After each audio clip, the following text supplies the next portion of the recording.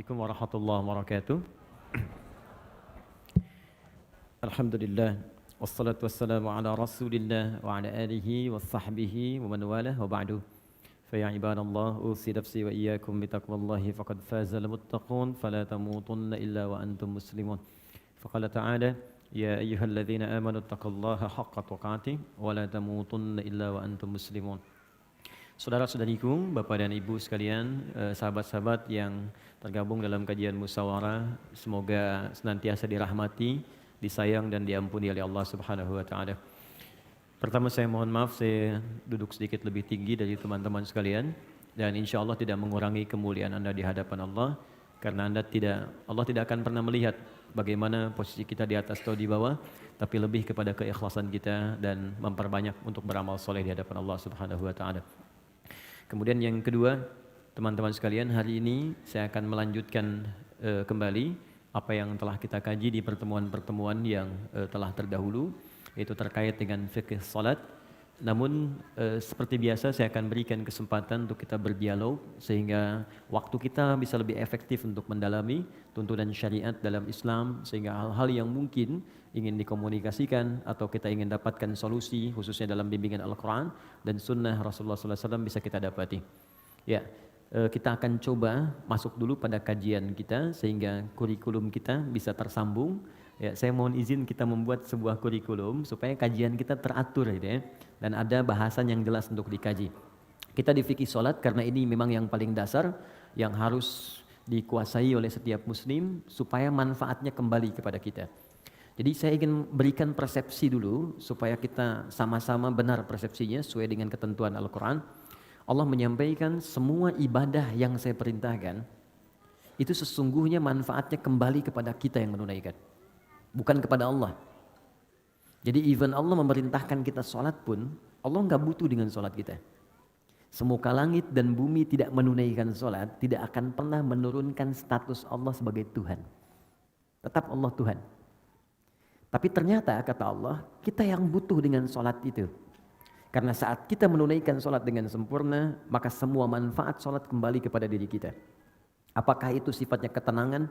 Orang sholat pasti akan cenderung jiwanya lebih tenang kata Allah. Quran surah ke-20 ayat ke-14 digabungkan dengan Quran surah ke-13 ayat 28. Orang sholat dijamin oleh Allah hidupnya lebih bahagia. Quran surah ke-23 ayat 1 sampai dengan 2. Orang sholat dijamin oleh Allah doanya cepat terkabul.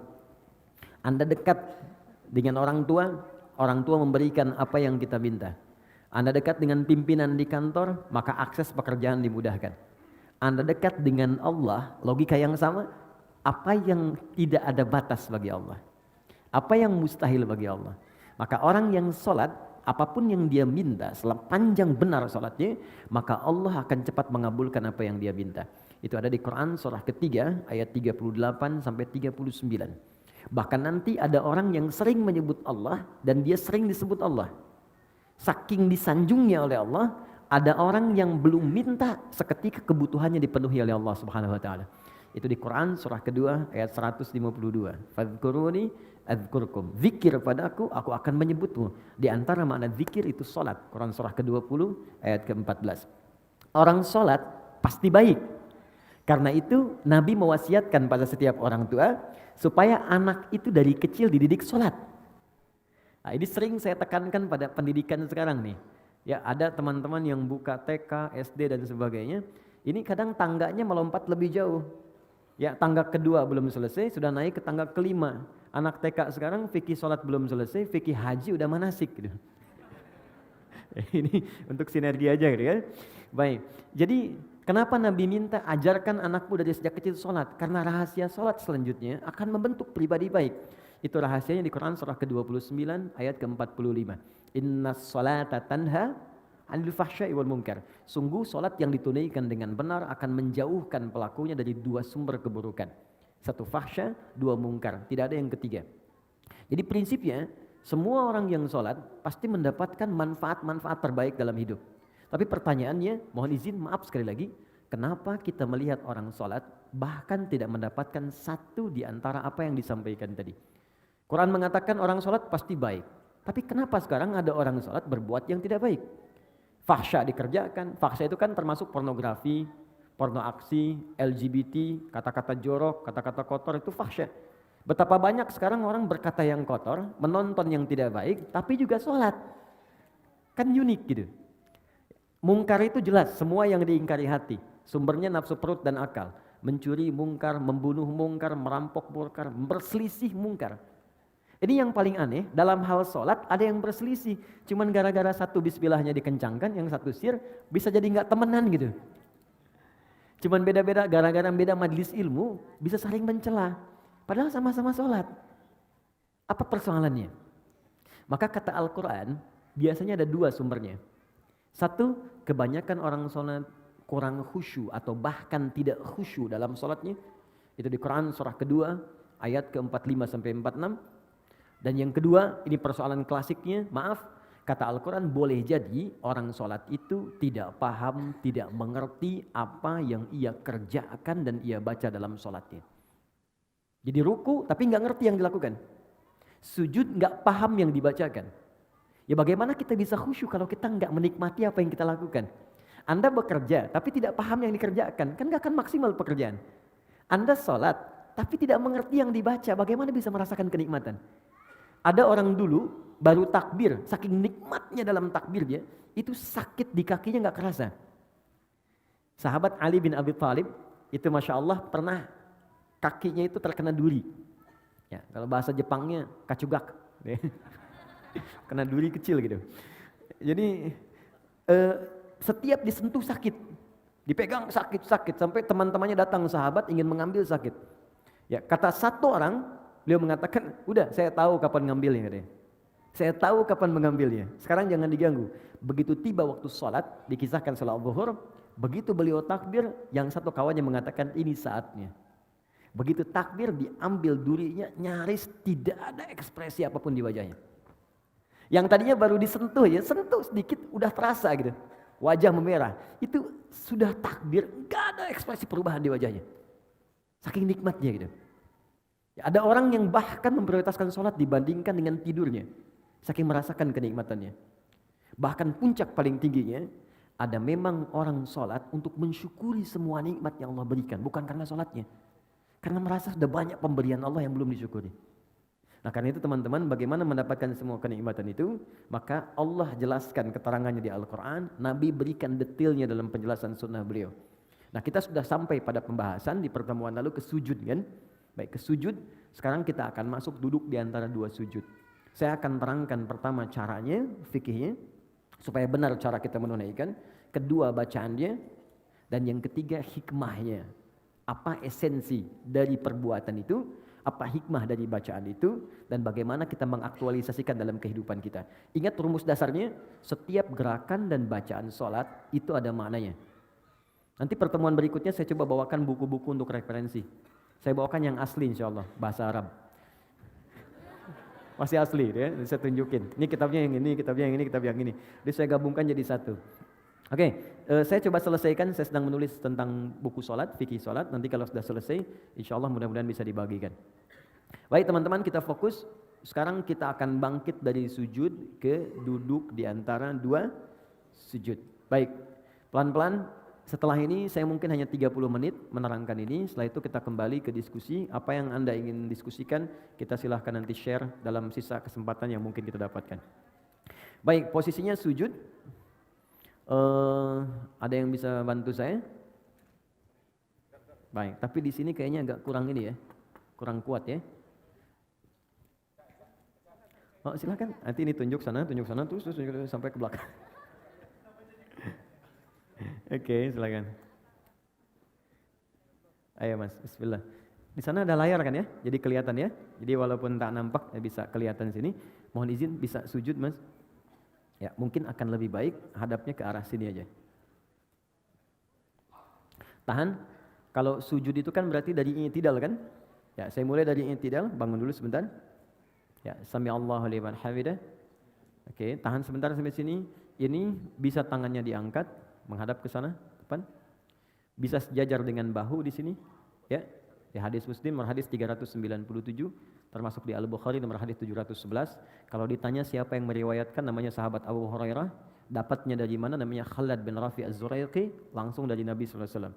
Jadi kalau Anda mengangkat tangan, boleh sejajar dengan bahu, hadwa mankibaihi, atau sejajar dengan daun telinga, naik sedikit di sini. Ya, di sini. An-Nasai nomor hadis 1101. Kemudian dalam ruku kemudian i'tidal, sami Allahu liman hamidah, ini tangan ada 3 pilihan. Pertama, boleh diangkat sejajar dengan bahu di sini. Kedua, sejajar dengan daun telinga. Atau yang ketiga, mursal, tangan tidak mengangkat sama sekali. Cukup kita bangkit, sami Allahu liman hamidah. Ini biasanya dipraktekkan yang ketiga di mazhab Maliki. Ya, dari Imam Malik. Sekarang penyebarannya di Afrika Utara dengan wilayah Mediterania. Jadi misalnya ada Libya, Tunisia, Maroko, Aljazair. Maroko itu combine dengan Syafi'i, nyebrang sedikit ke Italia, ke Spanyol, ke Prancis, daerah sana, itu Maliki. Jadi kalau bismillahnya nggak dibaca, kalau sholat tangannya langsung begini. Jadi begitu dia begini, misal Anda sedang umrah nih ya, di Ka'bah atau sedang haji, mudah-mudahan yang belum berangkat bisa segera insya Allah. Nah, tidak cukup dengan amin, nabung. Jadi kalau Anda sedang lihat orang begini depan Ka'bah, nah, jangan diajak ngobrol. Itu sedang sholat. Nah, tiba-tiba dia ruku misalnya kan, atau yang tidak dia angkat tangan, itu Maliki. Baik. Sami Allah liman hamidah. Sekarang kemudian sujud. Perhatikan baik-baik. I'tidal, jangan langsung sujud. Kata Nabi, hatta ta'tadila qa'iman, sampai engkau tegak berdiri dengan sempurna. Jadi begitu ini turun, sami Allah liman hamidah, rabbana walakal hamd. Ingat maknanya? Masih ingat hikmahnya? Orang yang rukunya benar kepada Allah. Ruku itu artinya taat, patuh. Di ruku itu filosofisnya bukan sekedar diminta formalitas ruku dan lurus semua, tidak. Tapi ini gambaran kepatuhan kepada Allah. Karena orang Romawi dulu, orang Persia ketika menghormat kepada rajanya, itu mereka ada yang ruku begini. Ada yang sujud. Dan itu gambaran patuh sempurna. Jadi kalau diperintahkan, mungkin teman-teman lebih tahu lah film-film kolosal masa lalu kan. Kalau prajurit diperintahkan kan ada kepatuhan, siap gitu kan. Dan dia mengerjakan apapun termasuk mengorbankan nyawanya. Maka Allah meminta kepada kita, Anda pada manusia aja bisa patuh sempurna. Kenapa pada saya yang menciptakan Anda nggak patuh sempurna? Maka dibalik oleh Allah, rukulah yang sempurna. Makanya saat ruku semua diminta sempurna. Dari kepala sampai bagian belakang diurutkan. Ini gambaran kepatuhan kita kepada Allah. Makanya kita katakan subhana rabbiyal azim wa bihamdi. Ya Allah, kalau ada orang yang dihormati oleh orang lain dalam kehidupan, ada makhluk yang disanjung, maka tidak ada yang paling tinggi, paling azim kecuali Engkau. Subhana rabbiyal azim, dan aku puji Engkau. Nah, orang-orang yang rukunya benar kepada Allah, dia patuh pada Allah, diminta dikerjakan, suruh ditinggalkan dia tinggalkan, maka Allah akan angkat derajatnya. Jadi iman itu kalau sudah kuat, tandanya patuh. Makanya iman sering disertakan dengan amal soleh. Amal soleh itu ujian kepatuhan. Quran surah 103. Ya, wal 'asr innal insana lafi khusr illa alladziina amanu wa amilus shalihat. Jadi kalau orang sudah beriman, itu tandanya tanda patuh. Diuji dengan amal soleh.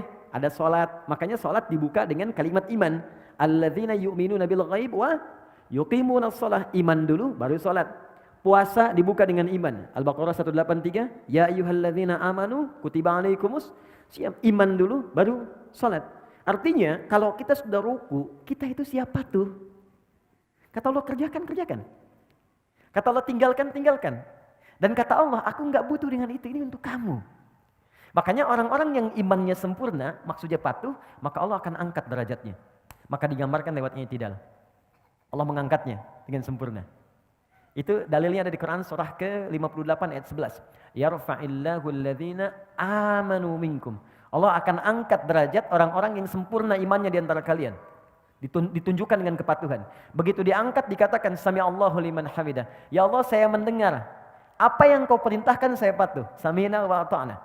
Ya, hamidah, saya puji Engkau dengan segala kemuliaan Engkau berikan kepada saya. Maka Allah katakan, kau mau minta apa saya berikan. Maka kita katakan, masih ingat di pertemuan lalu? Ya, sami Allahu liman hamidah, Rabbana walakal hamd. Mil'as samawati wa mil'al ardi wa mil'a ma syi'ta min syai'in ba'du. Kata Allah, silahkan kamu minta apapun sekarang. Mau sepenuh langit, sepenuh bumi, atau antara langit dan bumi, atau antara apa yang belum aku sebutkan engkau ingin mintakan. Minta sekarang. Maka saat minta itulah ada posisi yang paling tinggi untuk meminta, yang bebas kita memohon.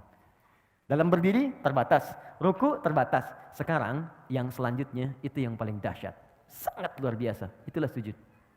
Tapi ada rahasia setelah sujud, itu pun sangat istimewa. Maka kita diminta sujud, turun. ruku, kemudian yang tidak, kemudian sujud, kita lihat, tahan, berhenti. Ini pakai lutut, boleh ya? Boleh. Masih ingat dalilnya? Abu Daud nomor hadis 838 dari Wa'il bin Hujur. Boleh juga pakai kedua telapak tangan turun. Jadi begitu mau turun, telapak tangan dulu. Ya. Baru kemudian lututnya baru turun. Dan gak usah berdebat. Yang pakai telapak tangan sahabat Abu Hurairah, yang pakai lutut Wa'il bin Hujur. Wa'il pakai lutut, Abu Hurairah pakai telapak tangan, dua-duanya sahabatan. Ya, dan dua-duanya sahabat dan mulia di hadapan Nabi. Anda sahabat bukan, tabi'in bukan, ulama bukan, satu lutut, satu telapak tangan ribut gitu kan. Anda siapa? Ya, yang lutut benar, telapak tangan benar. Yang salah yang pakai kepala duluan. Ingat itu. Oke? Sujud. Oke, tahan sebentar. Mohon izin. Maaf, mudah-mudahan kelihatan. Teman-teman, kata Ibnu Abbas radhiyallahu taala anhuma, umirtu an asjuda ala sab'ati azamin. Aku diperintahkan sujud dengan 7 anggota tubuh menempel. Plus tambahan 1 di hidung. 1 jabhah, kening, ini keningnya menempel. Mohon izin, bangkit dulu Mas. Di sini, nempel ya. Dan tolong sekatnya ya, rambut ini sudah bagus, ya sisirannya udah baik. Jadi nggak pakai peci pun nggak apa-apa. Ingat, peci ini bukan rukun sholat dan bukan syarat sholat. Ya, peci ini adalah penutup ketika rambut terlampau menutupi bagian kening sehingga menghambat kita sujud. Jadi kalau memang sudah nggak ada rambutnya, nggak apa-apa, nggak usah pakai peci pun, nggak ada masalah. Ya, atau kalau mau pakai peci pun nggak ada masalah, silakan. Ya, jadi dan yang paling penting itu nggak ada penghalang yang langsung menghalangi rasa sujud. Kecuali hal yang ringan. Kalau ringan itu seperti mukena untuk perempuan, ya. Atau misalnya kain tertentu seperti sejadah, boleh, sepanjang nggak terlampau empuk. Awas, ingat, saya ingatkan. Nabi melarang kita sujud di tempat sujud yang terlampau empuk seperti bantalan. Ada sejadah sekarang kelihatan mewah, tapi sebetulnya nggak bisa di tempat sujud. Oh, Oke. What's happening, you know? Oke. Nah itu nggak bisa, dilarang oleh Nabi. Kenapa? Karena nanti akan menghambat menempelnya kening dengan sempurna. Nah nanti kata Nabi, idza sajadta famakin sujudak. Kalau engkau sujud, tempelkan dengan sempurna sehingga terasa ada penempelan antara kening dengan tempat sujud. Dan sekarang ketika diteliti secara ilmiah ada titik God spot di sini. Itu enak. Jadi kayak kita tuh kayak sujud itu kayak mengalir ke puncak ke dalam kepala kita, ke bagian yang tengah ini. Dan biasanya kalau awal-awal belum sempurna itu agak pusing dulu awalnya. Setelah itu nikmat. Ya, itu yang pertama jabah. Dan ini mohon izin, jangan sampai berdoa dulu sebelum yang 7 ini sempurna. Jadi begitu kening sudah menempel, yang kedua telapak tangan, 2 telapak tangan, jadi hitung 3, 1, 2. Kemudian selanjutnya 2 lutut, 3 tambah 2, 5, lutut 2. Selanjutnya jemari di 2 telapak kaki, tambah 2, 7. Nah, untuk jemari khusus spesial, mohon izin menghadap ke arah sini sujudnya. Makasih, jazakallah khair. Fokus baik-baik, lihat teman-teman, saya ingatkan lagi, sangat bagus, sangat bagus. Kakinya nutup, bukan terbuka begini. Oke, tutup seperti ini. Kemudian jemarinya dilipat begini. Ya, nanti manfaatnya banyak. Lalu ini dibuka sedikit, tidak nutup ke dalam begini. Nabi pernah mengingatkan dengan keras, jangan kau bersujud, awas hati-hati, ya, dengan ini menutup. Jadi hati-hati kata Nabi, apa engkau mau bunuh diri? Ya, karena ketika Anda seperti ini, diafragmanya tertutup, napas menjadi sesak. Ini paling berbahaya, makanya dibuka. Ini saya tekankan karena ada sebagian mengatakan kalau perempuan itu ada yang mengatakan ditutup begini, itu tidak. Sama laki-laki dengan perempuan, sama saja. Kecuali dalam takbir di awal, perempuan tuh boleh rapat begini. Itu di Syafi'iyah. Karena dulu nggak ada hijab seperti sekarang. Ya, jadi terbuka pendek, makanya saat bertakbir begini akan kebuka. Karena itu ditutup begini. Ya, seperti ini. Kemudian kata Nabi, usahakan ini ada rongga. Ya, kalau dalam bahasa Arab di hadisnya anak kambing kalau lewat dia bisa lewat. Tapi anak kambing itu ukuran bagi orang Arab kecil. Bagi kita mungkin anak kucing gitu kan, atau kucing. Jadi kalau sekarang Anda sudah diminta anak kambing lewat ukuran kita, orang sekarang mungkin nggak akan pernah lewat. Ya. Poinnya ada jeda. Sekarang bangun Mas, izin. Perhatikan baik-baik. Tarik nafas dulu. Oke, fokus. Dalam sujud, saya mau masuk ke bangkit dari sujud. Dalam sujud, ketika Anda kemudian ingin sujud, itu perintahnya langsung dibocorkan oleh Nabi rahasianya. Fokus, kata Nabi, kalau Anda minta, ingin cepat dikabulkan, dan banyak permintaan, lakukan dalam sujud. Ya, lakukan dalam sujud. Saya ulang, lakukan dalam sujud. Dan itu bahasa Nabi banyak diungkapkan kepada sahabat, termasuk Ibnu Abbas radhiyallahu taala anhuma. Ya, idza sajadta fa'aksiru doa. Kalau engkau sujud, maka perbanyak doa dalam sujud. Dalam sujud ini ada doa yang standar. Yang standar yang saya ajarkan di pertemuan lalu, ya subhana rabbiyal a'la atau subhana rabbiyal a'la wa bihamdi atau subhanakallahumma bihamdika Allahumma ighfirli. Setelah itu baru pembuka. Setelah itu silakan minta yang seluas-luasnya. Ada yang di rumah tangga kebutuhan, minta. Dan gak perlu dilafadzkan dalam hati kita. Ya Allah sayangi suami saya, ya Allah sayangi istri saya, ya Allah berkahi keluarga kami, ya Allah cerdaskan anak saya, ya Allah terima ya Allah kebutuhan, ya Allah orang tua saya sayangi, ya Allah jika mereka telah wafat lapangkan kuburnya, ya Allah jika anak saya mendahului saya sayangi ia, jadikan dia sebagai pangeran-pangeran surga, putih-putih surga. Karena sementara itu tertukar, ada yang ayahnya wafat duluan, ibunya duluan, ada anaknya dipanggil duluan.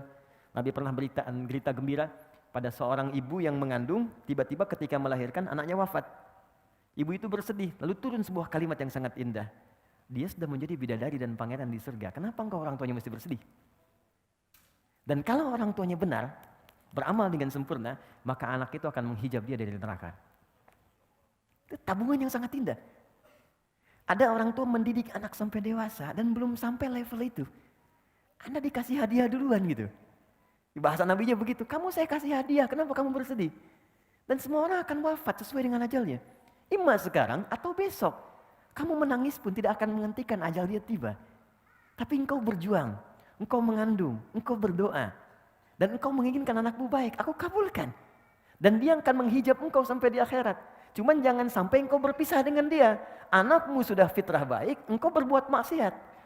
Makanya orang tua yang menjaga kesolehannya, walaupun misalnya nggak sempurna seperti orang lain, nggak hafal Quran, banyak sahabat Nabi nggak hafal Quran, nggak rajin tahajud, dia mengerjakan sholat fardu, dia mengerjakan sholat sunnah, mencoba lebih baik lagi, semampu dia lakukan, kemudian dia wafat, dan dia punya tabungan itu, maka kata Nabi, anak itu akan menghijab dia dari neraka. Ya, Islam itu kadang dibacanya pakai dalil gitu dan pakai jiwa. Kalau iman kita ikuti, maka akal akan mengikuti itu. Nah, yang paling menarik minta dalam sujud. Jangan sia-siakan, makanya Nabi itu lama sujudnya. Banyak orang salah persepsi, mengira sujud terakhir yang paling lama. Yang hanya lama. Padahal setiap sujud itu lama. Cuman yang terakhir itu kenapa lebih lama? Karena Nabi itu rindu menuju sujud berikutnya. Menunggu sujud berikutnya itu lama, Bu. Ya, karena waktu sholat yang berikutnya itu harus ditunggu. Gini, Anda sedang mencintai seseorang, berpisah beberapa saat kan nunggunya lagi lama kan? Anak mau pergi nih, kita sangat mencintai anak kita. Dan dia baru kembali pekan depan, nunggunya lama kan? Makanya di bandaranya tungguin. Sampai pesawatnya naik, diliatin.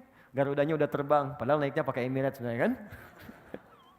Diliatin, sama Nabi itu tidak ada puncak kerinduan kecuali saat sholat ketika menghadap Allah. Makanya sujud terakhirnya lama karena beliau mengharapkan perjumpaan sujud kembali. Nah untuk kitanya doa yang diperbanyak. Tapi ingat, ini pengantar kepada duduk di antara sujud. Saya akhiri pengantarnya. Sujud bukan sekedar meminta kita untuk berdoa. Tapi itu adalah puncak kepatuhan yang paling dalam sebagai ikrar komitmen kita kepada Allah.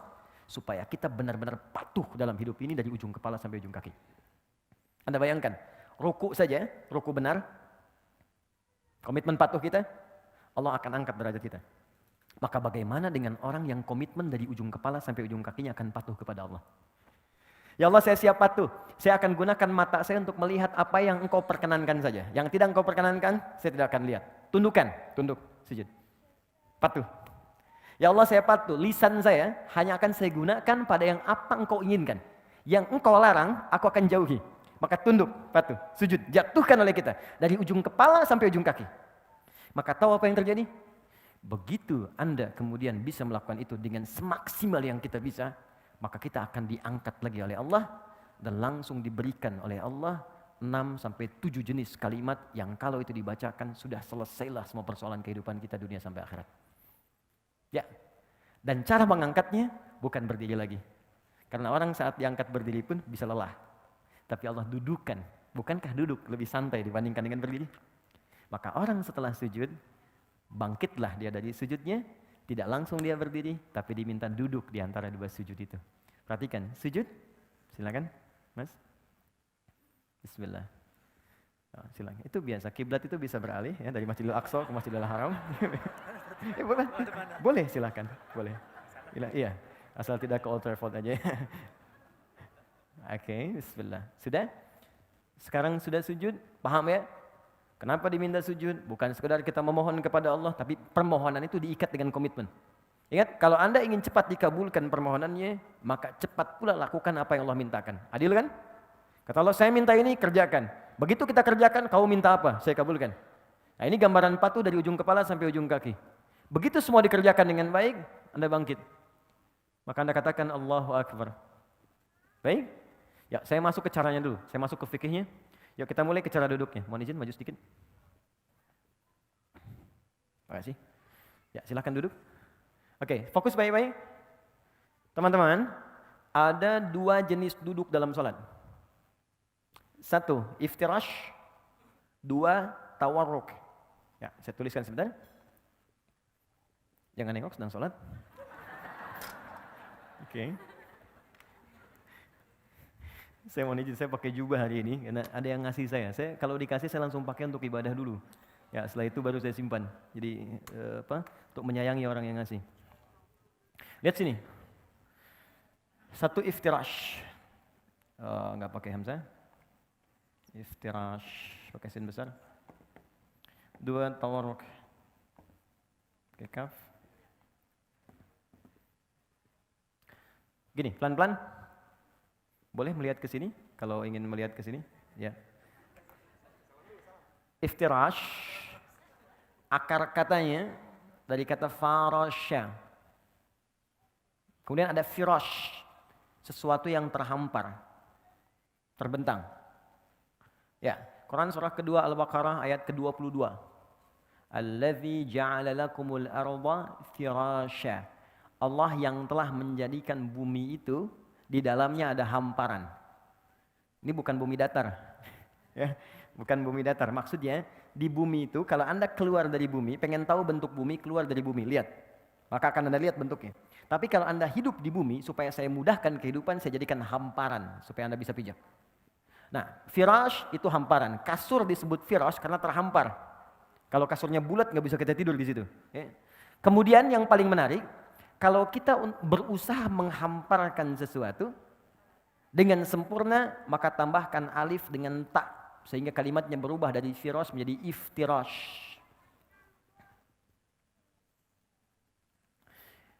Duduk iftirash adalah duduk yang berusaha menghamparkan bagian ujung kaki sampai dengan ke lutut bagian depan. Sehingga ketika bangkit dari sujud, ya, hamparkan bagian lutut bagian depan sampai dengan ke ujung kaki.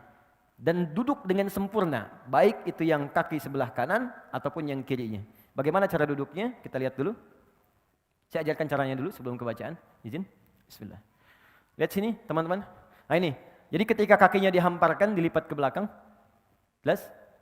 Kemudian yang kedua, mohon maaf, ini kaki bagian belakang yang jarinya dilipat, ini bagus sekali. Nah, yang ketiga, ini yang paling penting. Ada bagian kaki kiri yang sebagiannya itu dihamparkan ke arah dalam untuk diduduki. Seperti firash, kasur, kan kita hamparkan untuk diduduki, ditiduri gitu kan. Ini seakan-akan tumpuan bagian belakang tubuh kita itu menduduki bagian kaki sehingga disebut dengan iftirash namanya. Jelas ya? Baik. Ini hamparkan kaki yang bagian dalam, seperti ini, bagus, angkat sedikit, maaf. Ini, seperti ini. Ini yang disebut firashnya. Iftirash melipat kaki yang ini, menghamparkan yang ini, melipat kaki bagian yang kiri, lalu diduduki. Ya, jelas ya? Baik, jadi seperti ini sudah bagus sekali. Yang ini dilipat jarinya. Seperti ini. Awas hati-hati, ada sebagian beberapa kesalahan. Seperti ini, misal. Kiri, kemudian kanan begini, lalu begini. Ya, ini cara duduk yang tidak tepat. Ini kelihatan. Baik ya. Atau begini. Ya, kelihatan. Yang kiri dilipat yang kanan, ditumpu baru begini. Ini cara duduk yang tidak tepat. Ya, jadi yang tadi yang sempurna. Tapi kalau sedang ada darurat, ada kendala di lutut yang kanan, jangan dipaksakan dilipat ya. Itu boleh. Kaidah fikihnya ad-darurat tubihul mahdzurat. Yang darurat boleh melakukan yang dilarang. Misal, saya nggak bisa begini, bisanya ke depan. Dalam kaki ada masalah, boleh ke depan begini. Ya. Dan yang samping nggak usah negur, woi nggak sopan. Dia bilang batal sholatnya tuh, ya dua-duanya batal. Oke. Kalau ngobrol. Oke, satu sudah. Kedua, badan tegak, yang ini. Dia tidak maju ke belakang, tidak mundur juga, dia tegak sempurna. 3, posisi tangan. Tangan ada 2 posisinya. Bisa di sini, pas di paha, di atas lutut. Ya, lebih enak begini. Di paha di atas lutut begini. Atau bisa turun sedikit ke lutut begini. Jelas ya? Jadi bisa sama laki-laki dan perempuan, tidak ada beda. Bisa di sini, atau turun sedikit. Jelas? Oke, kalau sudah jelas, posisi ini harus dilakukan dulu sebelum kita berdoa. Jadi bukan naik langsung doa. Bahkan ada yang belum duduk udah berdoa. Rabbighfirli warhamni, duduk aja belum gitu. Ya. Jadi Nabi mengajarkan duduk dulu dengan sempurna supaya darah mengalir dengan nyaman dulu, kitanya enak dulu. Jadi berdoa dalam keadaan enak. Seperti begini, teman-teman kalau doa bangun tidur apa? Hah? Kullu nafsin dha'iqatul maut. Alhamdulillahilladzi ahyana ba'da ma amatana wa ilaihin. Oke, tapi itu kan tahap ketiga. Mana tahap pertama keduanya? Kembalikan ke hadisnya di Ibnu Abbas. Hadisnya di Abu Daud dari Ibnu Abbas radhiyallahu taala anhuma, nomor hadis 1369. Ya, jadi kata Ibnu Abbas, kana Nabi sallallahu alaihi wasallam, ya adalah Nabi sallallahu alaihi wasallam idza staiqadha min naumihi, kalau bangun dari tidurnya itu enggak langsung doa. Ini bukan bangun berdoa, tidak. Fajalasa, maka duduk sebentar. Duduk dulu. Di sunnahnya begitu bangun duduk. Wa athara biyadihi, ya, wa masaha biyadihi min athara naumi.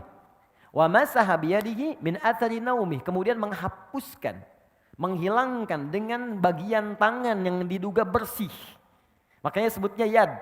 Ya, kalau ini diduga bersih pakai ini, kalau ini diduga bersih pakai ini, boleh. Karena nanti kalau diduga kotor, sunnahnya cuci dulu. Karena kita nggak tahu bagian mana yang menyentuh sesuatu yang kotor saat kita tertidur. Ada kotoran misalnya tersentuh dan sebagainya. Ya. Maka hapuskan dulu bekas ngantuknya. Setelah ngantuknya hilang, baru berdoa. Jadi bukan berdoa saat ngantuk.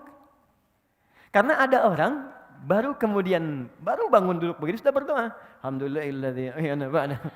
Ini berdoa dalam keadaan nggak sadar. Saya ingin tunjukkan betapa Islam itu meminta kita mengerjakan sesuatu dengan pemahaman yang utuh. Jadi bukan mengerjakan sesuatu tapi kita nggak sadar. Bahkan ada orang belum baca doa, baru duduk sudah nggak sadar. Ya bangun 2:30 pengen tahajud, baru duduk masih begini. Begitu bangun udah jam 5 gitu. Ya. Sadar. Jadi sempurna dulu, duduk sempurna seperti tadi. Itu sudah bagus sekali duduknya. Setelah itu baru kemudian baca doanya. Baik, oke, sekarang kita bacakan doanya. Jadi ada 3 jenis doa. Oke, ada 3 jenis. Ini spesialnya, saking spesialnya cahaya mengkondisikan. Oke. Yang pertama, ada yang singkat. Rabbighfirli, Rabbighfirli. Diulang 2 kali. Oh, enggak pakai Rabbighfirli. Rabbighfirli. Singkat sekali. Ya, Rabbighfirli. Oke. Saya ulang ya.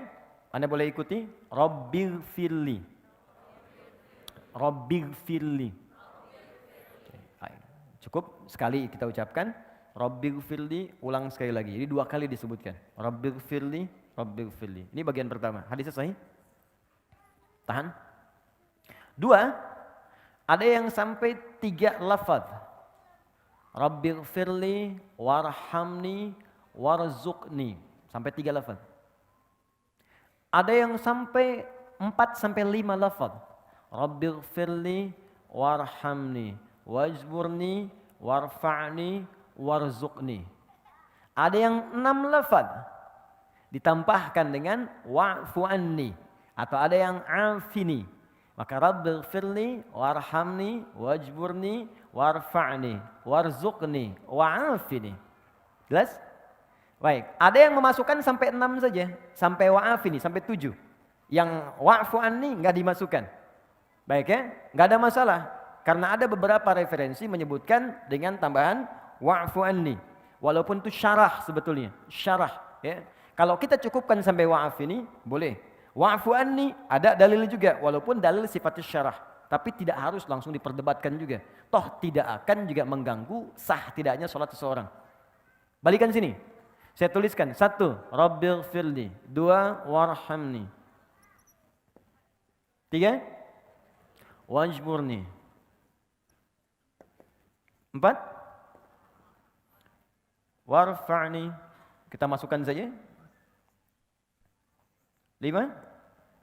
Warzuqni. 6.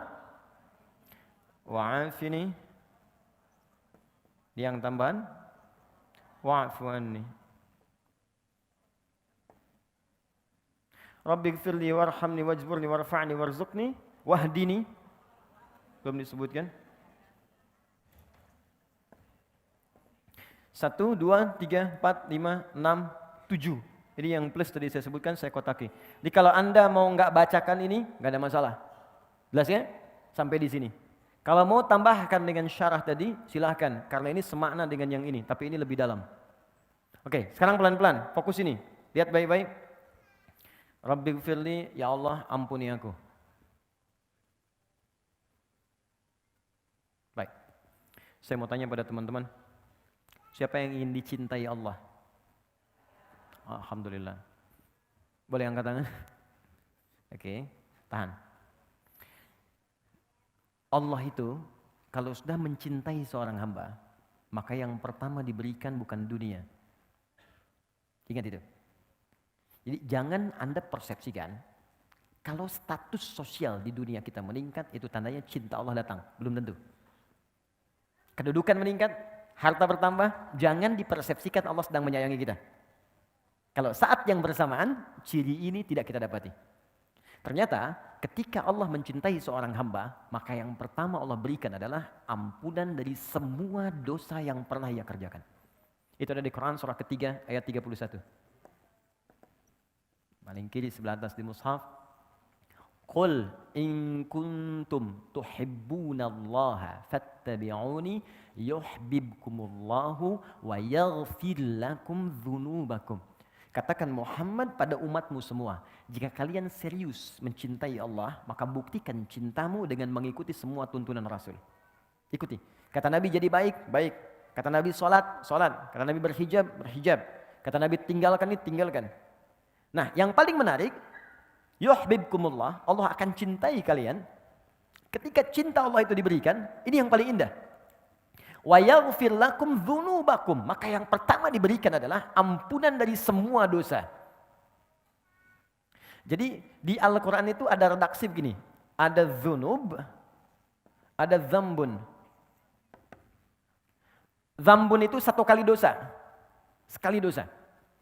Itu ditemukan misal di Quran surah ke-Ghafir, surah ke-40 ayat 3. Ghafiri dzambi wa qabilit taubi. Ghafiri dzambi, aku turunkan sifat ghafir dzambi untuk mengampuni orang yang berbuat satu kali dosa. Jadi kalau Anda misal ya berbuat salah sekali nih, mata salah lihat nih. Salah lihat. Ya, ada gambar yang tidak layak dilihat, salah. Yang paling aneh lisannya istighfar. Astagfirullah, salah nih. Jadi, lisan istighfar tapi mata ngelihat kan. Baik, salah itu. Ketika sekali berbuat salah, kata Allah, saya enggak akan biarkan hambaku pulang kepadaku dalam keadaan kotor dengan dosa. Engkau lahir bersih, kenapa pulang kotor? Maaf ya, jangankan Allah gitu. Ibu punya anak, teman-teman punya anak, pulang ke rumah dengan kaki kotor kan kita enggak mau kan? Nah kotor cuci dulu kan, baru masuk rumah. Anda pengen ke surga, badannya kotor. Ya Allah yang punya gak akan mau. Kamu kotor, bersihin dulu. Makanya kata Allah, satu titik kotoran pun melekat pada dirimu. Aku ingin kau bersihkan dulu. Aku turunkan sifatku namanya ghafir.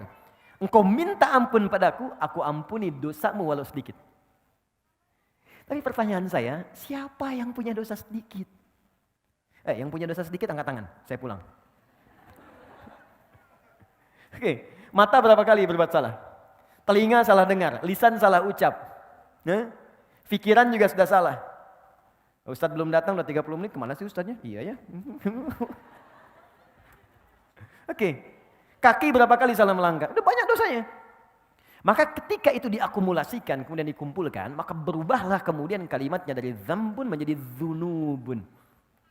Nih, bentuknya jamak, plural. Pindah ke sini. Yang paling dahsyat kata Allah, maaf ya, cinta Allah itu kalau sudah diberikan, maka dia tidak akan kenal batas. Bahkan pendosa yang paling buruk pun dalam hidupnya, kata Allah, aku akan berikan peluang untuk mendapatkan cintaku. Ketika Allah memberikan cintanya, kalimatnya bukan menggunakan dzambun, tapi dzunub. Yuhibbukumullah, ketika Allah mencintai Anda, wa yaghfir lakum dzunubakum, maka aku akan ampuni semua dosa-dosa yang pernah kau kerjakan. Anda jangan takut. Kita itu sama, sepanjang kita mau mendekat. Bahkan ada ayat indah sekali. Ayat ini turun pada pelaku dosa besar yang sudah pesimis. Jadi dia udah menyimpulkan, udahlah. Ini saya lihat wajah saya ini wajah neraka nih. Udah banyak salahnya, udah hitam, udah lumpur begini nih. Orang memandang nih gak ada kesempatan ke surga, udah pokoknya jelek. Setiap orang melihat saya jelek semuanya. Dia pernah berzina, dia mabuk, dia kriminal luar biasa. Tapi tahukah Anda? Tiba-tiba pada orang ini turun satu ayat yang sangat indah, yang membuat orang itu jatuh tertunduk dan tobat di hadapan Allah. Ayatnya indah. Quran surah 39 ayat 53.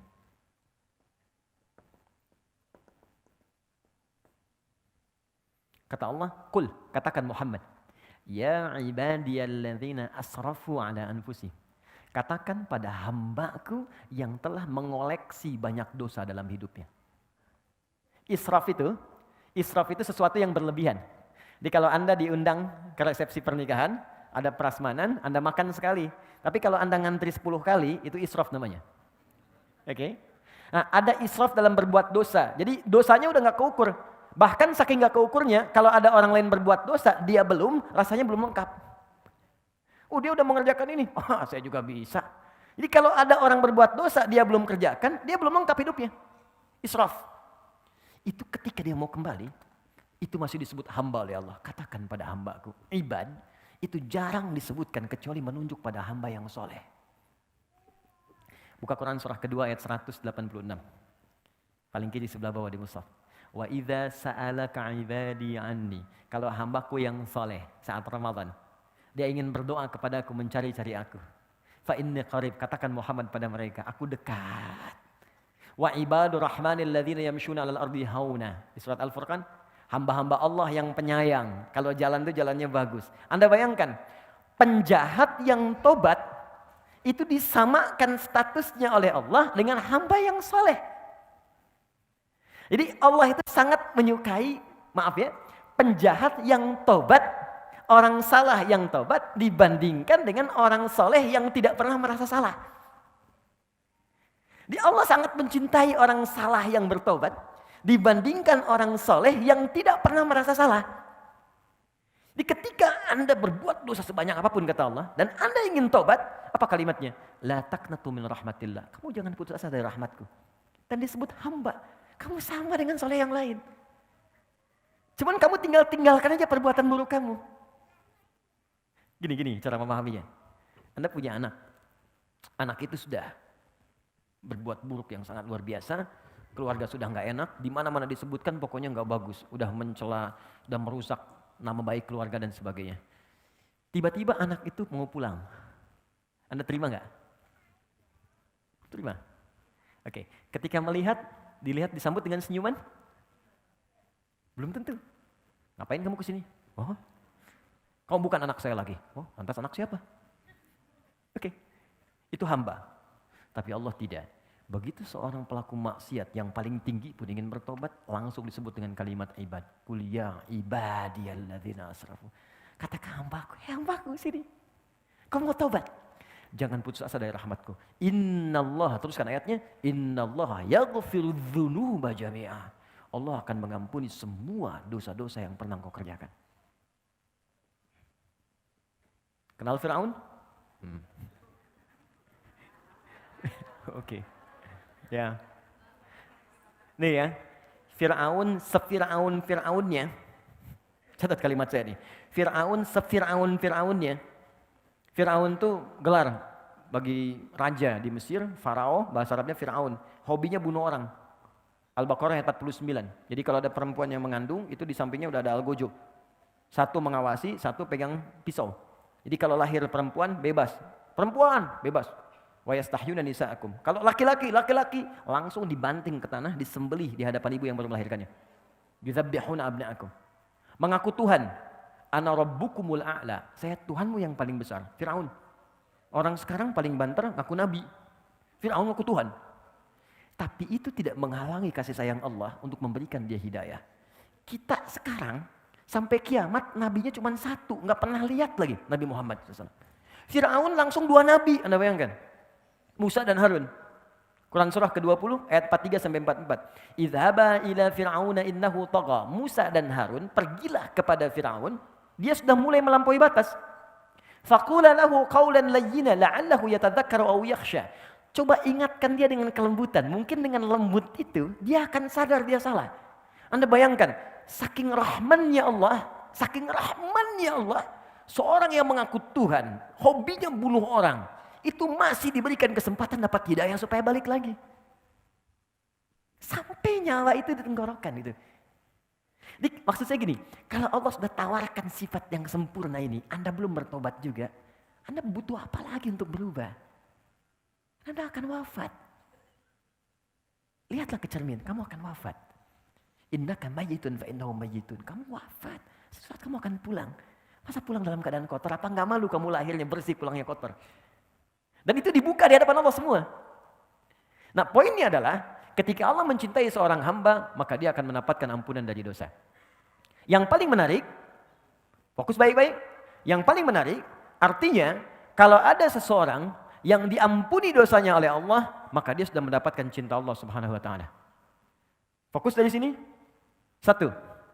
Kata ini, Rabbighfirli adalah kalimat permintaan kepada Allah untuk memohon supaya dosa-dosa kita diampuni oleh Allah Subhanahu wa taala. Kalimat pengampunannya wa yaghfir lakum dzunubakum. Ketika kita memohon untuk diampuni, robah kalimat ini ke bentuk permintaan. Ighfir, Rabbighfirli. Ya Allah, ampuni dosaku.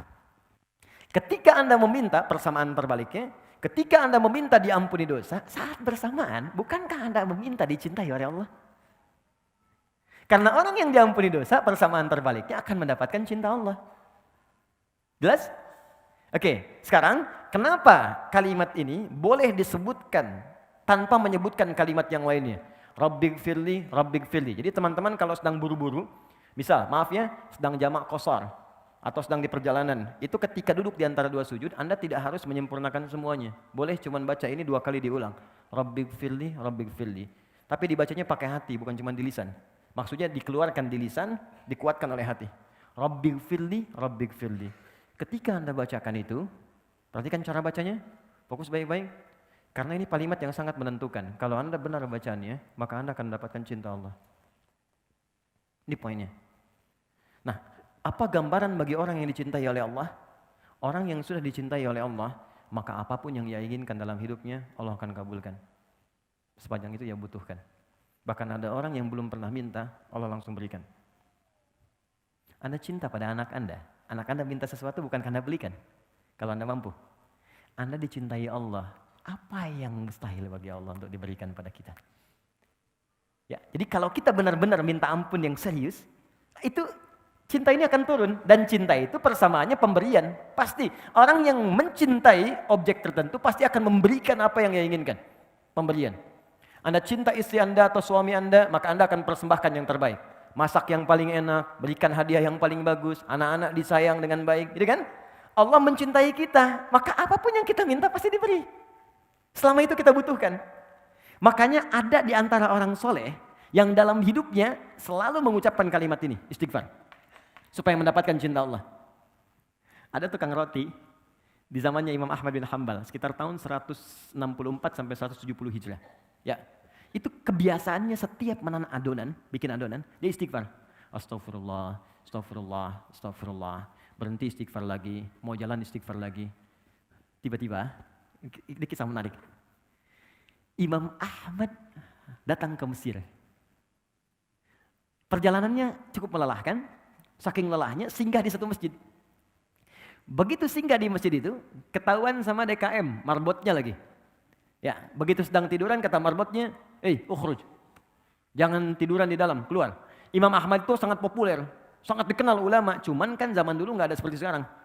Ya foto, gitu kan. Orang ketemu ulama, ustadz dulu minta doa, sekarang kan minta foto. Oke.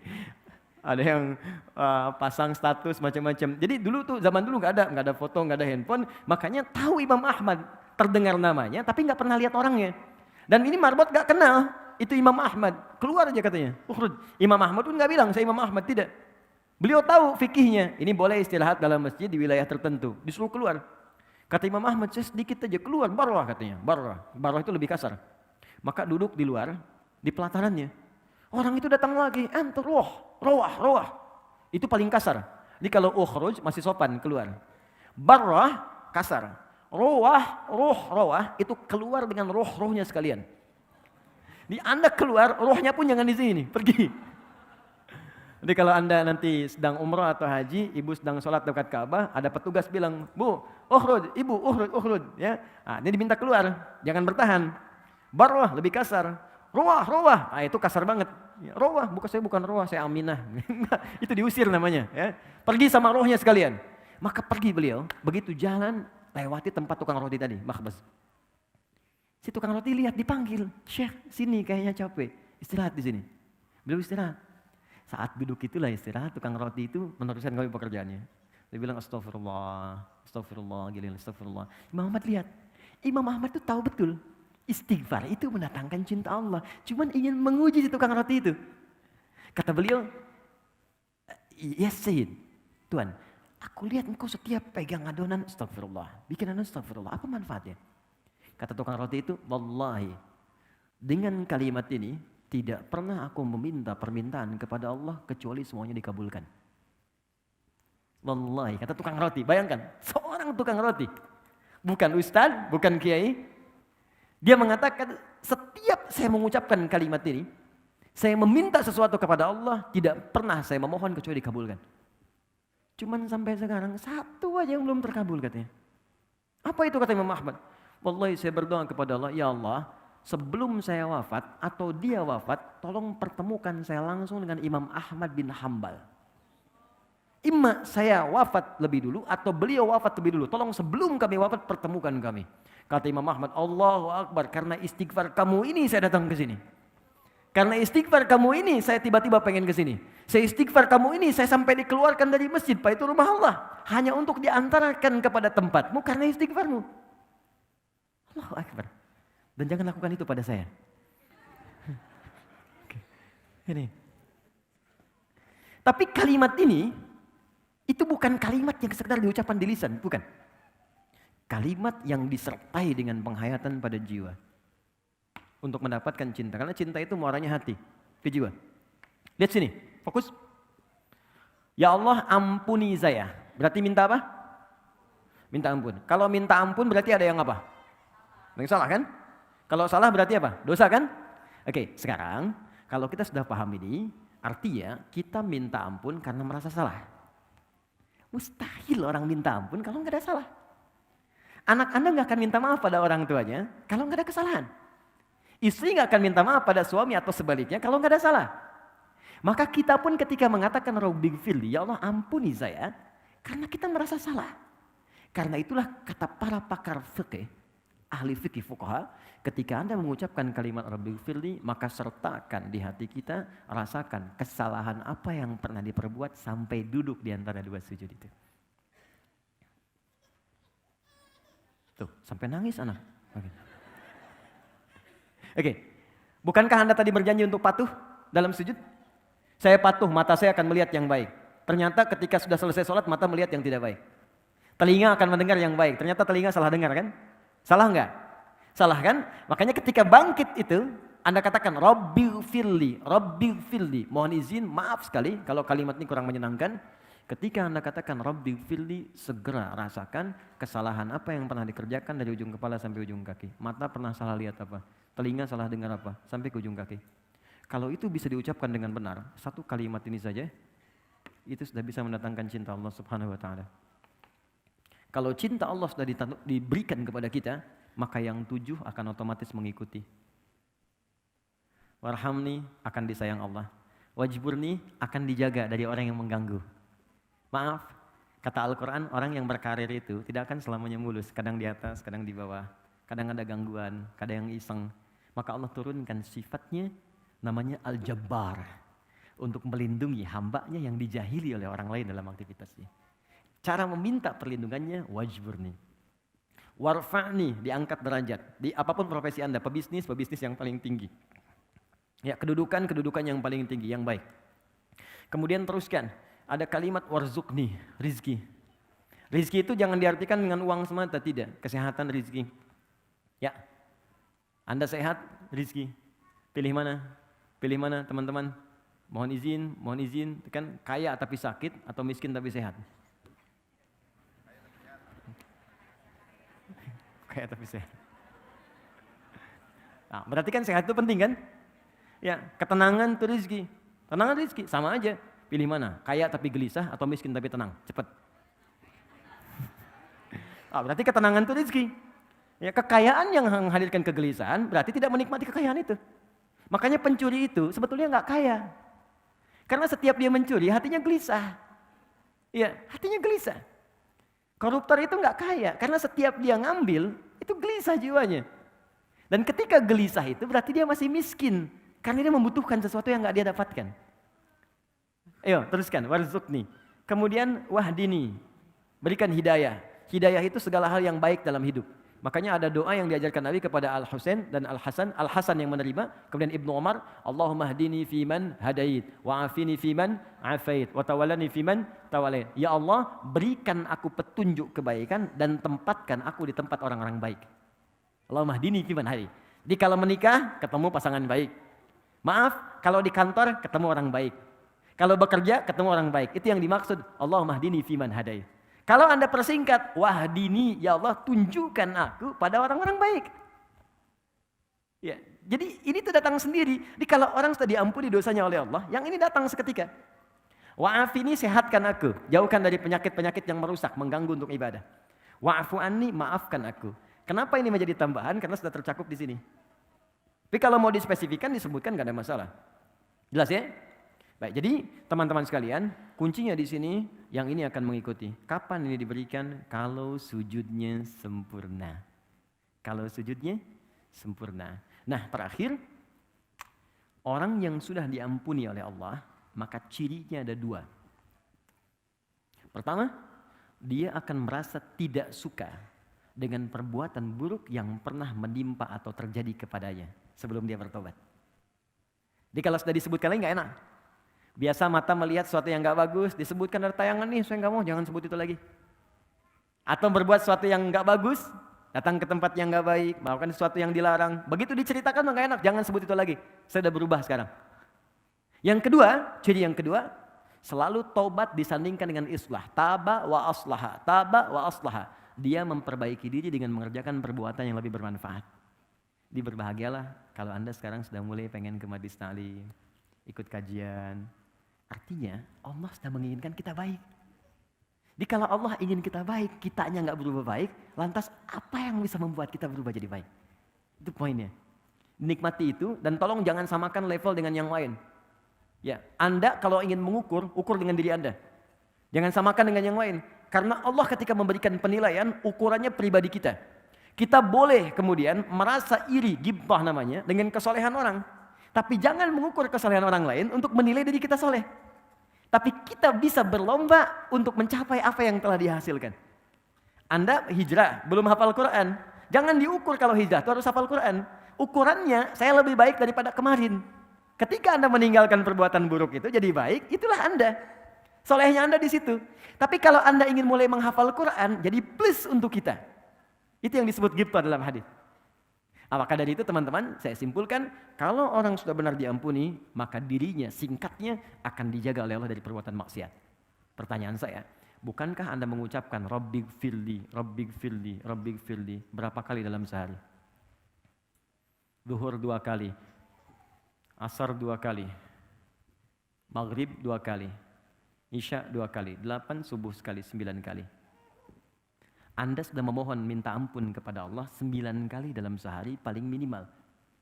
Tapi kenapa masih berbuat salah? Jangan-jangan kalimat ini tidak pernah diucapkan dengan hati kita. Hanya mengalir di lisan saja. Karena itu setiap kali sholat, muncul zuhur, coba kenali apa maksiat yang kerjakan dari subuh sampai zuhur. Sehingga kita bisa sesali. Zuhur ke asar, apa yang salah? Evaluasi, kita sesali. Sampai ke isya. Kalau sampai isya benar kita istighfarnya, maka tidurnya tenang. Boleh jadi malam itu adalah malam terakhir kita terbaring di muka bumi untuk berpindah kepada alam lain dengan ketenangan yang lebih daripada sebelumnya. Dengan bawaan ampunan Allah Subhanahu wa taala. Itulah duduk di antara dua sujud. Pertanyaannya, setelah duduk di antara dua sujud, apa yang dikerjakan? Sujud lagi kan? Nah, kenapa kemudian sujud lagi? Apa bacaannya? Kenapa mesti 2 kali? Itu yang akan kita bahas di pertemuan berikutnya insyaallah. Ya, sekarang kita diskusi dulu. Kita ada waktu 10 menit menuju zuhur. Ya, kurang lebih.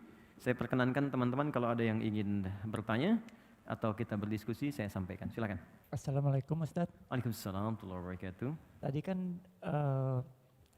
cara bersujud kan katanya tangan itu harus agak terbuka.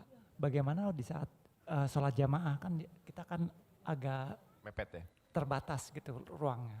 Itu aja. Baik. Ya, ini dari Mas siapa Mas? Farah. Mas Farah. Baik, pertama saya langsung jawab saja ya. Farah. Farah itu artinya orang yang bahagia. Dari kata fariha, ya. Dan itu diikat oleh Allah kebahagiaan itu dengan ketaatan. Jadi kalau ingin bahagia hakiki maka Anda tingkatkan ketaatan pada Allah Subhanahu wa taala. Farah itu kalau sudah mengikat dengan ketaatan maka berubah nama jadi falah. Falahun. Falah itu artinya hasil dari kebahagiaan setelah menunaikan ibadah. Makanya ketika Anda sholat panggilannya hayya 'alas shalah, hayya 'alal falah. Baik, semoga Anda dapatkan itu. Pertanyaan Anda kenapa kemudian saat sujud tangannya masih sedikit terbuka bagian siku padahal berjamaah kita itu boleh jadi kemudian dekat. Sebetulnya kalau semua orang caranya benar nggak akan kesulitan. Buktinya saat Anda takbir biasa saja.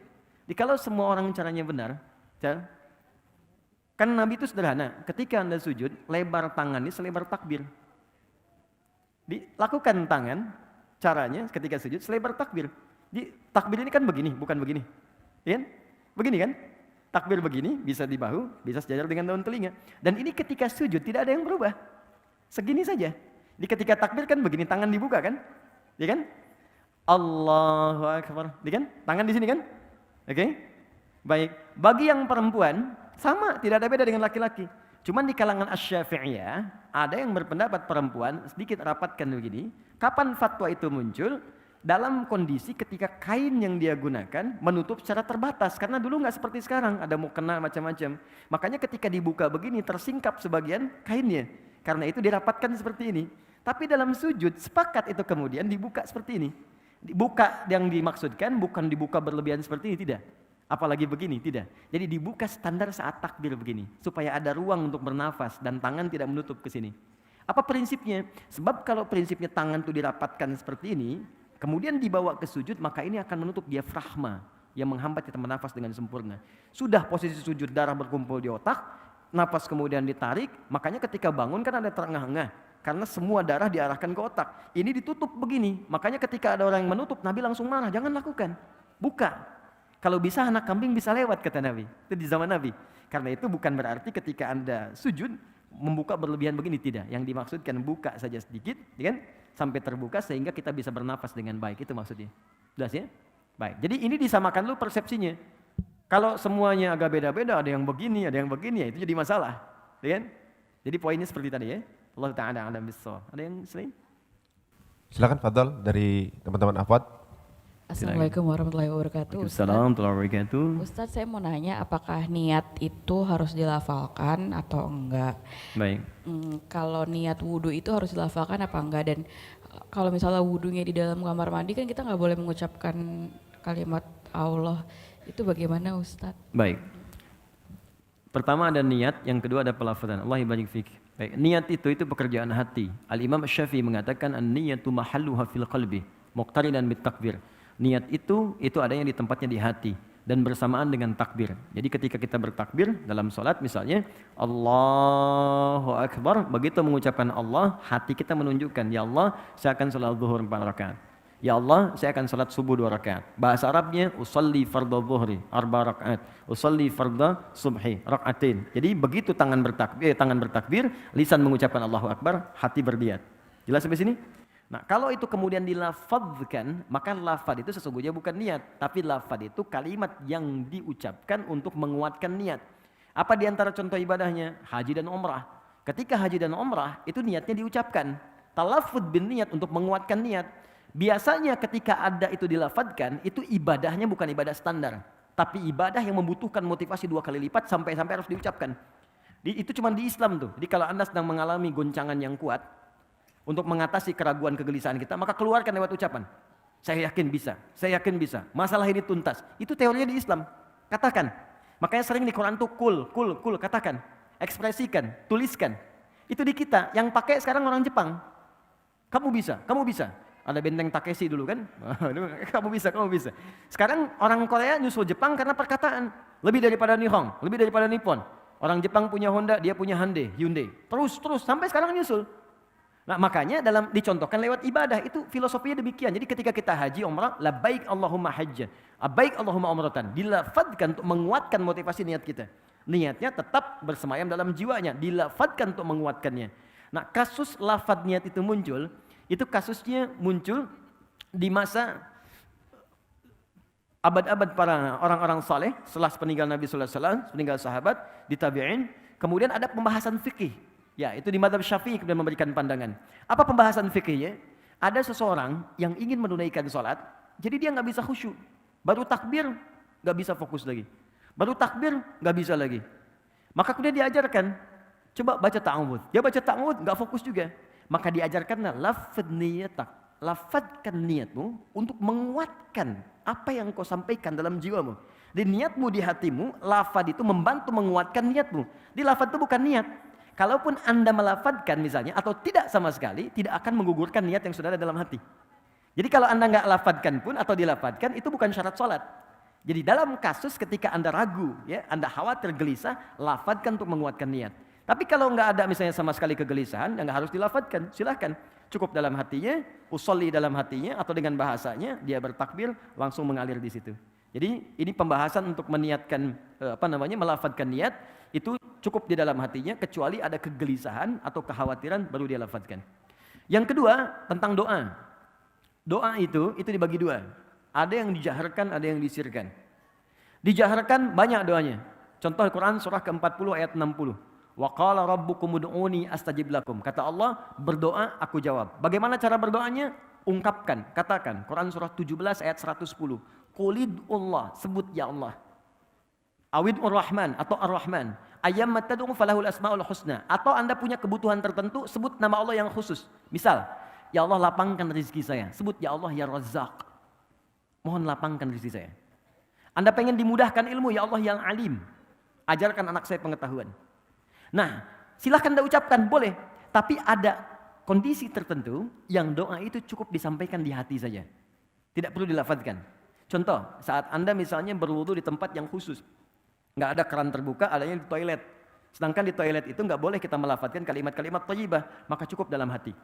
Dalilnya Quran surah ke-7 ayat 205. Wadhkur rabbaka fi nafsika tadarruan wa khifatan wa dunal jahri minal qaul.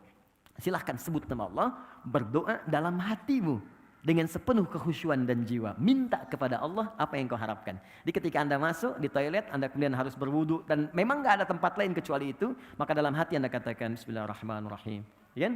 Terus Anda bacakan yang baik, setelah itu Anda berdoa dan sebagainya. Dalam hati, sah dilakukan. Ya Allah Ta'ala a'lam bissawab. Ya, Masya Allah. Doa dalam hati ini banyak yang jomblo sering lakukan ya. Teman-teman, ada lagi? Iwan dulu, siapa? Mau banyak yang punya pertanyaan nih kayak di sini. Okay. Coba, mau kirim dulu, silakan. Boleh. Boleh nggak? Boleh. Ya, terima kasih pertanyaannya. Kita pindah. Belum. Ya, Assalamualaikum Ustaz. Assalamualaikum. Saya mau tanya, kalau kita lagi sholat kan suka nggak khusyuk, apalagi kalau jadi... Mungkin antum ya, saya nggak ikutan. Iya, saya Ustaz. Oke. Saya kalau sholat suka nggak khusyuk Ustaz. Oke. Apalagi kalau berjamaah, kadang bacaannya udah selesai duluan sebelum imam selesai. Terus kadang suka mikir yang aneh-aneh. Terus saya pernah dengar caranya itu kalau nggak salah mengucapkan a'udzubillahi minasyaitonirrajim terus kayak meludah 3 kali ke sebelah kiri Ustaz. Itu Terus istri sholat di kiri. enggak. Maksudnya ngeludahnya bukan yang gitu Ustaz. Nah itu saya pernah dengar, apakah benar atau bagaimana caranya kalau kita lagi nggak khusyuk pas lagi sholat Ustaz? Apakah kalau diulang lagi dari awal? Kan nggak mungkin Ustaz karena lagi jamaah. Baik. Terima kasih. Lu sholat di mana? Di masjid Pak. Gue gak bakal ikutan. Baik, jadi fikih sholat dijawab dengan hadis tentang sholat. Muamalah dijawab dengan dalil tentang muamalah. Jangan masalah sholat dijawab pakai dalil zakat. Masalah zakat dijawab pakai dalil sholat, itu tidak akan nyambung. Walaupun kadang-kadang kelihatan serupa. Jika ada kondisi dalam sholat yang membuat kita merasa seakan berubah dari kekhusyuan, maka ada tips langsung disampaikan oleh Allah dalam Al-Quran. Tipsnya di Quran surah kedua Al-Baqarah ayat 45 sampai 46. Kata Allah, "Wasta'inu bis-sabri was-salah, wa innaha lakabiratun illa 'alal khashi'in." Jika Anda punya persoalan dalam hidup, maka terima dengan sabar. Karena bukan Anda saja yang punya masalah, kata Allah. Semua orang punya persoalan. Bahkan Nabi pun punya masalah. Anda sakit, Nabi Ayub sakit. Anda dijahili orang, bahkan Nabi Yunus dilemparkan dari perahunya sampai ditelan ikan paus. Anda dilempari orang dengan kata-kata dicela, dihina, Nabi Muhammad dilempar pakai batu. Jadi kalau Nabi aja sabar, Anda yang bukan Nabi kenapa nggak sabar, kata Allah. Maka terima dengan sabar. Lalu minta solusi lewat sholat. Jangan didiamkan persoalan. Curhatkan, keluarkan. Didiamkan malah menambah penyakit. Curhat terbaik itu dengan Allah. Minta solusi. Karena Allah yang paling dipercaya. Manusia bisa mengingkari, Allah tidak. Maka ayo bicara. Kata Allah, bicara padaku. Punya masalah apa? Maka diminta kita untuk menyampaikan apa yang kita ingin keluhkan. Maka kita sholat. Tapi ingat kata Allah, wa innaha lakabiratun. Sungguh sholat itu tidak mudah dikerjakan. Bayangkan ya teman-teman, di situ ada sabar, ada sholat. Sabar saja itu tidak mudah. Tapi ketika sabar disandingkan dengan sholat, itu sabar itu nomor 2. Sholat paling tinggi dan sholat itu nggak mudah dilakukan kata Allah. Illa 'alal khashi'in, kecuali bagi orang khusyuk. Nah sekarang kita tanya, bagaimana cara khusyuk ya Allah supaya sholatnya enak? Ayat 46 ya. 1, alladzina yadhunnuna annahum mulaqu rabbihim. Orang sholat kalau ingin khusyuk, maka persiapannya dimulai sejak sebelum dia sholat. Di khusyuk itu ternyata tahap pertamanya bukan saat sholat, tapi sebelum sholat. Apa ciri pertamanya? Pertamanya dia masih ingat, punya kerinduan untuk sholat. Dia ada rasa, ingat tentang sholat. Misalnya sekarang nih, kayaknya udah dekat duhur tuh. Itu Anda sudah membayangkan begitu aja, udah disebut mendapatkan tahap pertama dari khusyuk. Ini berbahagialah kalau dalam keseharian kita masih ingat sholat. Artinya tahap pertamanya kita dapat, tinggal step selanjutnya kita ikuti. Yang paling bahaya itu kalau sudah nggak ingat dan nggak peduli dengan sholat. Jadi kalau masih ada gambaran kita masih ingat untuk sholat, bahkan mengingat apa yang belum kita kerjakan, asar jam berapa nanti ya, maghrib jam berapa ya, itu tandanya kehusuannya meningkat. Step keduanya, kata Allah, dia menyiapkan pertemuan denganku. Yadhunnuna annahum mulaqu rabbihim. Dia menduga dengan kuat, bersiap akan berjumpa denganku. Oke, Mas Harun misalnya, saya ingin tanyakan begini. Saya panggil Harun boleh ya? Oke. Temannya Musa. Jadi Maryam, namanya Maryam, tapi disebut ukhta Harun, saudaranya Harun, ya kan, di dalam Al-Quran. Kenapa? Karena Harun itu partner pada kebaikan. Musa itu orang baik, maka Harun disebut partner orang baik. Jadi di dalam bahasa Arab itu, kalau Anda ingin menyebut orang yang ingin dekat dengan orang baik, disebut Harun namanya. Ya, nggak pakai Harun, tidak, Harun. Ya, Harun. Jadi kalau ada orang Arab bilang gini, hey Harun misalnya kan, atau ya ukhta Harun, itu artinya, kamu tuh kayaknya baik deh gitu, kamu orang baik. Maka ketika saya panggil Mas Harun ya, maksud saya mudah-mudahan Anda jadi orang baik gitu kan. Nggak cukup dengan amin, cari dulu orang baik. Oke, jadi gini, saya ingin kembalikan, Anda misalnya ingin menghadap kepada pimpinan, oke, diundang oleh Pak Gubernur, Pak Anies ngundang Anda misalnya ke balai kota, pakai pakaian begini atau ganti? Gini aja, karena Anda melihat itu baik. Kalau Anda merubahnya dengan kaos, itu mustahil. Anda akan cari yang paling baik yang bisa Anda katakan ini layak untuk dipakai. Anda menghadap orang saja, Anda diundang dalam resepsi, Anda cari yang paling bagus. Sekarang Allah mengundang Anda 5 kali dalam sehari. Dan memberikan bahkan apa yang tidak Anda mintakan. Saya mohon maaf ya, mohon maaf. Orang yang mengundang Anda belum tentu menyelesaikan masalah Anda. Ini Allah sebelum mengundang kita udah menanya, meminta pada kita, kamu punya masalah apa? Ayo mintakan padaku. Engkau butuh, aku berikan. Kau sakit, aku sembuhkan. Kau ingin rezeki, aku penuhi. Anda bayangkan, dan tidak ada yang mengundang itu 5 kali dalam sehari. Allah undang kita. Makanya Allah balik nanya, kamu diundang manusia, penampilan kamu begitu bagus, kenapa diundang saya pakaian begini? Makanya turunlah Quran surah ke-7 ayat 31. Kata Allah, lihat kalimatnya, ya bani Adam, khudhu zinatakum 'inda kulli masjid. Hei anak cucu Adam, kalau ada panggilan dari masjid, cepat kenakan pakaian terbaikmu. Jadi ternyata penampilan itu step kedua untuk menghadirkan kekhusyuan. Beda antara Anda sholat pakai kaos misalnya, ya. Apalagi olahraga pakai jersey, sholatnya pakai kaos itu juga. Ya, depan Liverpool, belakangnya MU misalnya kan, ya bingung. Ya, malaikat juga bingung nih sebenarnya mana gitu. Ya. Oke. Jadi Anda olahraga, silakan olahraga. Menghadap kepada Allah, cari pakaian yang paling bagus. Dan bahasa Qurannya zina. Zina itu yang paling indah. Yang kamu rasa itu yang terbaik. Bukan mahal. Yang paling indah, yang kamu rasa itu yang paling bagus. Yang paling baik. Kenakan itu. Dan rasanya akan lain. Begitu Anda kenakan pakaian yang paling enak, paling bagus, kenakan parfum untuk laki-laki. Begitu Anda lakukan seperti itu step yang kedua. Yang ketiga, ini poin yang paling dahsyat. Perhatikan kalimatnya. Wa annahum ilaihi raji'un. Dan rasakan kenapa engkau kenakan pakaian bagus itu yang paling halal menghadap Allah, karena mungkin itu sholat terakhir kamu yang kamu lakukan ketika kamu akan berpulang kepada Allah. Kalau Anda ingin khusyuk sebelum sholat, rasakan mungkin itu sholat terakhir sebelum kita pulang kepada Allah. Karena itu imam mengatakan shollu sholatan muwadda. Artinya, sholatlah teman-teman seperti halnya ini sholat terakhir yang kita kerjakan dalam hidup. Baik, saya mau tanya siapa yang tidak akan wafat, boleh angkat tangan? Oke, jadi semua wafat. Siapa yang tahu kapan wafatnya? Tidak ada yang tahu. Mungkin hari ini terjadi? Mungkin. Kenapa ringan sekali lisannya mengatakan itu? Yang paling indah, ketika kita sujud, disitulah maut menjemput. Itu yang paling indah. Maka kata Allah, kita nggak tahu kapan kita wafat, maka bayangkan saat sholat, mungkin itu sholat terakhir yang kita lakukan sebelum kita wafat. Dan biasanya, maaf ya, orang-orang soleh itu sebelum meninggal, itu suka dikasih petunjuk oleh Allah. Kullu nafsin dha'iqatul maut. Setiap orang wafat akan merasakan maut. Tapi tidak setiap yang merasakan maut punya persiapan untuk menghadapi maut. Saya bagi yang terakhir kisahnya. Saya kedatangan tamunya, namanya Pak Maliki. Beliau punya istri sangat soleha, Masya Allah. Dan saya sangat menyayangi keluarga ini. Tinggal di daerah, sekarang jadi petani. Tadinya guru, Bu. Punya anak di kampus.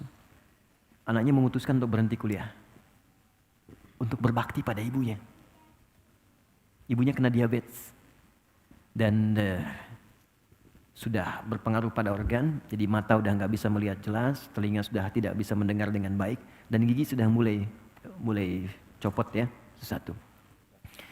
Anaknya merasa kalau saya kuliah, ini biayanya akan ketarik ke kuliah. Maka anaknya memutuskan berhenti untuk berkhidmat kepada ibunya dan agar fokus biaya untuk pengobatan ibunya. Dan ia berpikir, ini ibu sudah melahirkan saya, mengandung saya, maka ini saatnya saya berbakti kepada orang tua. Ini keluarga sangat soleh. Tapi Ibu Maliki ini kisah nyata, dan saya pernah bertemu keluarga ini. Dan baru beberapa pekan lalu, suami ini datang ke Bekasi dan menginap ikut kajian. Dan Masya Allah, ibu ini tidak pernah mendengar kajian sampai ke telinga beliau, kecuali pasti ingin minta diantar oleh suaminya datang. Ini ahli majelis taklim. Walaupun dalam keadaan sulit akan minta digendong. Pak tolong antarkan, Pak tolong antarkan. Antar pakai motor dan sebagainya. Tapi apa yang terjadi? Senin saya ditelepon, saya masih ingat dulu saya pulang dari Tripoli, ditelepon sore-sore. Tiba-tiba sembuh. Sembuh teman-teman. Masya Allah. Dan dalam sembuhnya beliau datang ke kamarnya. Ini kisah nyata. Beliau dibuka lemarinya.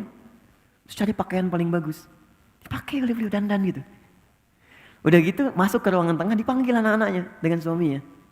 Pak sini, nak sini datang gitu kan. Masih kaget gak bisa tanya. Kok bisa seketika gitu. Sehat, sembuh, datang. Terus minta bikinkan susu katanya. Dibuatkan susu. Dibikinkan duduk semua, tengah, duduk. Kemudian minta pada anaknya untuk dibacakan Al-Quran. Nak coba baca Quran deh. Anaknya baca. Allahu Akbar, saat baca, semua masih heran, masih menikmati bacaan. Tiba-tiba, tangan yang menggenggam anak dan suami itu menjadi kaku. Ternyata saat dibacakan Quran itu, beliau sudah pulang menghadap kepada Allah Subhanahu wa taala. Wafat dengan dibuatkan minuman air susu oleh anak yang pernah disusuinya. Dan wafat diantarkan dengan bacaan Al-Quran pada anak yang pernah dididiknya. Dan wafat dalam keadaan mengenakan pakaian terbaiknya yang paling halal yang ia miliki untuk menghadap Allah Subhanahu wa taala. Karena itu Allah katakan, kamu kenakan pakaian paling bagus ketika berjumpa denganku. Karena itu mungkin saat terakhir engkau hidup di dunia menjadi hamba dariku. Maka dari itu saya ingin katakan, kalau ingin khusyuk, ingat-ingatlah satu saat kita pulang. Yang terakhir kata Al-Quran, berusaha memahami apa yang kita bacakan dalam sholat. Supaya pikiran kita tidak liar. Itu ada di Quran surah ke-29 ayat ke-45. Utslu ma uhya ilaika minal kitab wa aqimis sholat. Sebelum sholat kata Allah, bacakan dulu. Bacaan-bacaan sholat, pelajari sampai paham. Setelah paham, kerjakan. Mulut berbicara Allahu Akbar, pikiran menerjemahkan Allah Maha Besar, hati meresapi Allah, aku berikrar engkau yang Maha Besar. Kenapa aku merasa sombong pada orang lain? Aku merasa tinggi dibanding orang lain. Aku merasa hebat dibanding yang lain. Maka Anda rendahkan diri Anda di situ. Kalau pikiran kita otomatis menerjemahkan, maka dia tidak akan liar. Tidak akan terjadi lisan Allahu Akbar, pikiran mencari kunci, pikiran membalas WA dan sebagainya. Mustahil. Karena semua terfokus untuk menghadirkan keagungan Allah Subhanahu wa taala. Saya kira itu yang terbaik yang bisa saya sampaikan. Teman-teman, kita sudah tiba waktunya sholat. Saya tidak ingin menunda waktu sholat karena kita sudah tiba waktunya praktek sekarang. Saya mohon izin mungkin setelah sholat saya harus pamit, tidak langsung berlanjut. Tapi saya ingin menyampaikan 1-2 pengumuman dulu sebelum teman-teman beranjak untuk kita menunaikan sholat dan berdoa sebelumnya. Pertama, kami memohon doa, saya akan mengirimkan beberapa siswa keluar untuk bisa meneruskan apa yang telah saya bangun. Jadi saya ingin ada kaderisasi ke depan, karena saya kan tidak akan hidup selamanya juga, mesti ada orang lain yang meneruskan. Saya bangun beberapa tempat, sekarang ada pusat Quran, ada masjid, dan itu semua kami wakafkan untuk umat Islam karena Allah. Jadi saya nggak memiliki aset, nggak ada apapun, bahkan kendaraan pun saya serahkan semuanya sepenuhnya untuk Quantum Akhiran Institute. Saya cuma numpang pakai aja. Maksud saya kalau kita wafat itu bisa diteruskan oleh orang. Nah, saya sekarang akan kirimkan hari Kamis 25 orang ke Sudan untuk belajar, dan kami biayai itu dengan beasiswa. Ada yang ke Turki, ada yang di Madinah, ada yang di Mesir. Jumlahnya ke Sudan 25 orang, total 35. Bahkan ada satu kampus yang hanya menerima penghafal Quran, karena di situ akan disiapkan jadi ahli Quran betul dengan semua ilmunya. Nah, insya Allah mereka ini 3-4 tahun akan kembali lagi, dan kami sekarang sedang bangun center. Ya, ada laboratorium Quran, ada center keislaman, tempatnya di Jawa Barat, tapi saya belum bisa buka karena khawatir ada spekulan-spekulan ya di sekitarannya. Jadi kita siapkan, tapi desainnya sudah siap semuanya. Insya Allah dalam 3-4 tahun ini akan ada pesantren, ada lab dan macam-macam yang mencakup semua profesi yang bisa kita pelajari di situ dari Al-Quran. Dan guru-gurunya, anak-anak ini yang kami akan kirim. Kami seberangkat. Nah, jadi kalau saya besok lusa sudah nggak ada atau saya meninggal lebih dulu, nanti mereka akan teruskan. Dan kajian ini saya harap tidak berhenti dengan guru siapapun. Ya, ada guru siapapun selama baik, belajar dari mereka. Karena insya Allah 1-2 guru akan saling menutupi dengan yang lainnya. Jangan berfokus pada 1-2 orang saja. Jadi mohon doanya untuk itu. Yang kedua, saya tidak bosan untuk meminta, jaga persaudaraan di antara teman-teman. Jangan datang pulang begitu saja. Kenali siapa yang datang. Bersahabat dengan baik. Dan saling mengingatkan karena Allah. Dan jangan hukumi teman-teman yang baru berubah, baru hijrah. Yuk, pahami dia dengan dunianya. Kalau ada yang baru mengenakan jilbab, sayangi, tunjukkan. Ya, kemudian puji dengan kebaikan-kebaikan, ikhwan yang baru datang, ajak, dan itu sangat disanjung oleh Allah Subhanahu wa taala. Di kesempurnaan ada pada niat. Saya mohon jangan berpecah belah, bersahabat yang baik, dan mudah-mudahan akan dijaga sampai menghadap kepada Allah Subhanahu wa taala. Dan yang terakhir, teman-teman, nanti insya Allah Desember kita ada wisuda akbar untuk penghafal Quran. Jadi alhamdulillah ini kita angkatan kedua, ada yang sekarang hari ke-12 sudah, hari ke-11 kemarin sudah 24 juz. Jadi targetnya 30 hari hafal 30 juz. Jadi ada yang 24 hari, 25 hari. Yang rekor belum terkalahkan itu dari Wajo, perempuan. 7 hari hafal 30 juz. 7 hari. Nah sekarang ada yang 11 hari, 24 juz. Oke, kita siapkan. Nanti insya Allah Desember kita akan wisuda anak-anak ini. Dan kalau teman-teman ada waktu silahkan bergabung. Karena di antara mereka ada yang ibu usia 64 tahun. Ya, kemarin ada ibu-ibu 40 tahun 78 hari, ya. Dan alhamdulillah mudah-mudahan maksimal. Nanti kalau teman-teman ada waktu silahkan kita bisa nikmati bagaimana mereka bisa share dengan nilai-nilai kebaikan. Kita berdoa, semoga doa kita dikabulkan oleh Allah dan mudah-mudahan apa yang kita dapatkan bisa diamalkan dalam kesempatan kali ini. Alhamdulillahi Rabbil Alamin, Ar-Rahmanir Rahim, Maliki Yawmiddin, Iyyaka na'budu wa iyyaka nasta'in, ihdinas siratal mustaqim, siratal ladzina an'amta 'alaihim, ghairil maghdubi 'alaihim waladdallin. اللهم ربنا لا تدع لنا في مقامنا هذا وفي كل مقام ذنبا إلا غفرته.